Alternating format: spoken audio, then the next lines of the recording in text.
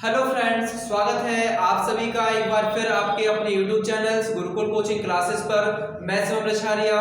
आपने super TET की जो एक पाठ संपूर्ण तैयारी की जो सीरीज हम लोग लेकर चल रहे हैं, उसी क्रम में हिंदी सब्जेक्ट की एक महत्वपूर्ण क्लास को लेकर आए हैं। हमने पिछली हिंदी की क्लासेस में आपको कुछ टॉपिक्स आपके क्लियर करा दिए थे। अब आप स्वर, व्यंजन, वर्ण और वर्णमाला हमने आपके कंप्लीट करवाए थे।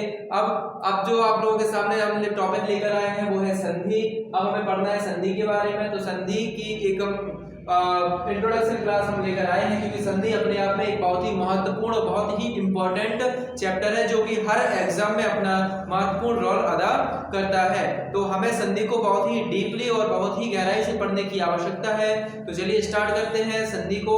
और अगली कुछ वीडियो जो इस टॉपिक पे आएंगी वो संधि पर ही आएंगी। इसमें एक एक क्रम से आपके हर संधि का जो डाउट है, हर संधि के जो कॉन्सेप्ट है वो क्लियर किए जाएंगे। तो चलिए स्टार्ट करते हैं। सबसे पहले आते हैं परिभाषा पर। संधि की परिभाषा आप सब लोगों ने पढ़ी होगी कि जब भी किसी दो वर्णों के मेल में जो विकार उत्पन्न होता है या फिर जो परिवर्तन होता है वो क्या कहलाता है? संधि कहलाती है। या फिर अगर दो वर्ण आपस में मिलकर कोई नया वर्ण बनाते हैं, कोई नए वर्ण बनते हैं, तो उसको क्या कहा जाता है? संधि कहा जाता है। संधि कितने रूपों में होती है? संधि जो होती है वो दो रूप में होती है। पहला होता है अनिवार्य, दूसरा होता है ऐच्छिक रूप में। अनिवार्य रूप में क्या करते हैं? अनिवार्य रूप में जो समास हो गए, उपसर्ग हो गए और प्रत्यय हो गए, इनमें जो संधियां होती है ये अनिवार्य रूप की संधियां हैं। इनमें संधियां होना अनिवार्य है। ये बिना संधि के आप इसमें आप यूज नहीं कर सकते। अब आता है ऐच्छिक। अगर वाक्य में कोई संधि वाक्य आ रहा है तो इसमें आपके ऐच्छिक यानी आपकी इच्छा पे डिपेंड करता है कि आपको इसमें संधि करनी है या फिर नहीं करना है। इसलिए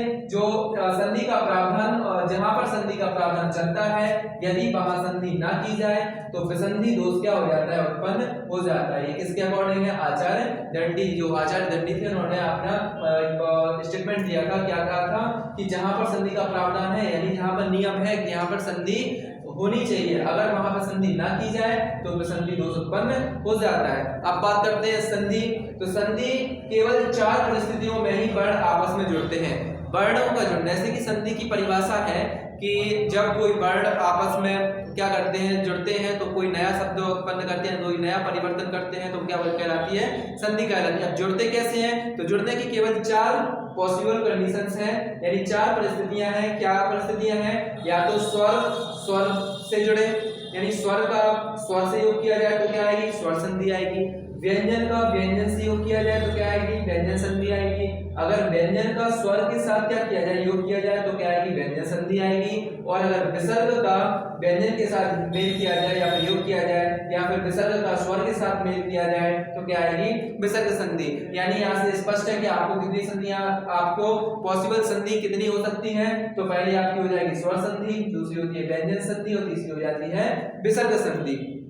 तो अब बात करते हैं स्वर संधि की। स्वर संधि क्या है? स्वर संधि यानी स्वरों में क्या होना? मेल होना। तो स्वर, अब जब स्वर और स्वर मिलेंगे तो स्वरों का ही क्या बनेगा? परिवर्तन होगा, नया शब्द बनेगा। तो इनमें जो विकार होगा वो स्वरों में ही परिवर्तन होगा। इसलिए कहा जाता है कि कौन सी संधि है? स्वर संधि है। जैसे कि इति में क्या आ रहा है? लास्ट में ई आ रहा है। क्या आ रहा है? इति। बोलो इति। तो इति के लास्ट में क्या आ रहा है? ई, और यहाँ पे ये वर्ड आ रहा है आ। तो ई और आ मिलके क्या बन जाता है? यहाँ पर या बन जाता है। तो ये इति प्लस अलम को हमने लिख दिया इत्यलम, यानी ई प्लस में आ मिलके क्या बन जाता है? या बन जाता है। यानी ई भी आपका क्या है? स्वर है, और आ भी क्या है? स्वर है। तो स्वर का योग किससे किया गया? स्वर से किया गया। तो क्या आ गया? स्वर में परिवर्तन हो गया, और ये कौन सी संधि हो गई? स्वर संधि। स्वर संधि का दूसरा नाम अच संधि भी है। स्वर संधि को क्या कहा जाता है? अच संधि। अब अच संधि क्यों कहा जाता है? क्योंकि इस संधि के अंतर्गत केवल अच प्रत्याहार के ही अंतर्गत सभी स्वर आते हैं। यानी इनमें जितने भी स्वर होते हैं वो सभी अच प्रत्याहार के अंतर्गत आते हैं। यानी स्वरों का एक दूसरा नाम अच भी कहा जाता है।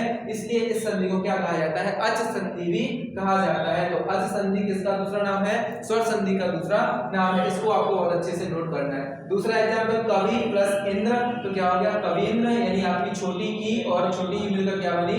बड़ी ई। ऐसे यहाँ पर कुछ छोटा मिलकर क्या बन जाएगा? बड़ा ई मिलकर बड़ी ई, ऊ मिलकर बड़ा ऊ। ये क्या बन जाएगा? आपका दीर्घ संधि के उदाहरण हो जाएंगे। अब बात करते हैं व्यंजन संधि।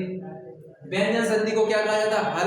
हल क्यों कहा है? क्योंकि इसमें जितने व्यंजन होते हैं व्यंजनों को हल कहा जाता है, और हल प्रत्याहार के ही सभी व्यंजन होते हैं, इसलिए इनको क्या कहा जाता है? हल संधि कहा जाता है। अब व्यंजन संधि यानी व्यंजनों में संधि। व्यंजनों में संधि होने का मतलब कि जब कोई व्यंजन वर्ण किसी व्यंजन वर्ण से मिलकर क्या करे, कोई नया शब्द उत्पन्न करे, कोई नया व्यंजन नया शब्द या कोई वर्ण उत्पन्न करे तो क्या कहलाती है, व्यंजन संधि कहलाती है। जैसे जगत, जगत में किस वर्ण से जोड़ा गया, ईश, तो क्या बन गया जगदीश। अब ये जो ता है, ये ता क्या है, व्यंजन है, और यहाँ से क्या है ई, तो क्या हो गया जगदीश हो गया। यहाँ से सत प्लस जन, जगत धनी, इसमें देखो ये है व्यंजन और ये है स्वर, तो व्यंजन के साथ स्वर ऐड हुआ तो भी क्या हुआ, व्यंजन संधि आई जगदीश। और अगर व्यंजन के साथ व्यंजन ऐड हुआ तो भी क्या आया, सज्जन आया, यानी यहाँ भी कौन सी संधि होगी, व्यंजन संधि हो जाएगी। यानी कहने का मतलब है कि अगर व्यंजन स्वर के साथ मिलता है तो भी व्यंजन संधि आएगी, और अगर व्यंजन व्यंजन के साथ मेल करता है तो भी कौन सी संधि आएगी, व्यंजन संधि आएगी। अब बात करते हैं विसर्ग संधि की। तो विसर्ग संधि, अब विसर्ग तो हमने आपको पिछली क्लासेस में बताया था कि विसर्ग क्या होते हैं। विसर्ग होते हैं, जो हमने बताया था, एक होता है अनुनासिक और दूसरा अनुस्वार, एक होता है विसर्ग। तो अनुस्वार क्या होता है, अं की बिंदी, और विसर्ग क्या होता है, आहा की बिंदी। तो ये क्या कहलाता है, आहा। ये दोनों अयोगवाय होते हैं। तो अयोगवाय दोनों बताए थे, एक होता है अनुस्वार, एक होता है विसर्ग। तो विसर्ग जो होता है यानी आहा की बिंदी, यानी इस विसर्ग को अगर स्वर के साथ मेल किया जाए तो भी विसर्ग संधि आएगी, और इस विसर्ग को अगर व्यंजन के साथ मेल किया जाए तो भी कौन सी संधि आएगी, विसर्ग संधि। यानी यहाँ से आपका ये क्लियर हो जाएगा कि विसर्ग संधि कहाँ होती है। विसर्ग संधि अगर स्वर के साथ मिले तो भी विसर्ग आएगा, और विसर्ग अगर व्यंजन के साथ मेल करके कोई नया शब्द बनाए तो भी क्या आएगा, विसर्ग संधि ही आएगा। अब बात करते हैं एग्जाम्पल, जैसे आ गया निह प्लस चित, तो इसमें ये विसर्ग आ गया और चित, तो ये क्या है, व्यंजन, तो क्या हो जाएगा, निश्चित। यहाँ पे नमः प्लस कार, तो क्या हो गया, नमस्कार। तो विसर्ग और ये व्यंजन, विसर्ग और स्वर, कोई भी स्वर या व्यंजन मिलता है क्या बन जाता है, विसर्ग संधि बन जाती है।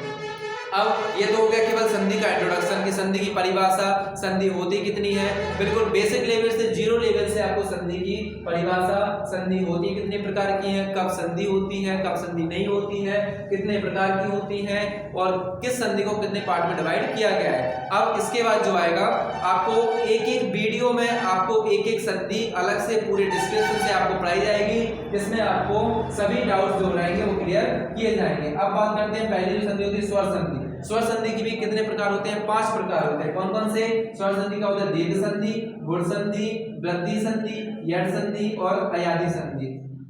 तो ये जो संधियां हैं, ये संधि किसके अंतर्गत आती हैं, स्वर संधि के अंतर्गत आती है। इसलिए इन सभी को क्या कहा जाता है, जैसे दीर्घ स्वर संधि, गुण स्वर संधि, वृद्धि स्वर संधि, यट स्वर संधि, अयाधि स्वर संधि। तो इन संधियों के बारे में हम अपनी अगली क्लासेस जो हमारी संधियों पे चलने वाली है नेक्स्ट, आपको जैसा कि पूरा सिलेबस आपको कंप्लीट करना है, पूरा सिलेबस, तो संधि अपने आप में एक महत्वपूर्ण टॉपिक है, इसलिए इसको हम एक वन शॉट रिवीजन में कंप्लीट नहीं कर सकते हैं। तो इसको हमें क्या करना है, इसकी आपको संधि की कम से कम 2 या 3 वीडियो प्रोवाइड की जाएंगे। इसमें आपकी सभी संधियों को क्या किया जाएगा, एक विस्तृत तरीके से उसको डिस्कस किया जाएगा, और आई होप कि आप लोग उस डिस्कशन को सीरियसली लेंगे और उसको क्या करेंगे, अपने जो आप नोट्स बना रहे हैं उन नोट्स को क्या करेंगे, एक एक पॉइंट कॉपी करेंगे, एक एक पॉइंट नोट करेंगे, जिसके द्वारा आपका जो सपना है सुपर टेट में एक सीट फिक्स करने का, वो आपका सपना जल्दी ही पूरा हो। तो भगवान से यही आशा करते हैं कि आपका जो सपना है, आपके जो माता पिता का सपना है, वो आप पूरा करो,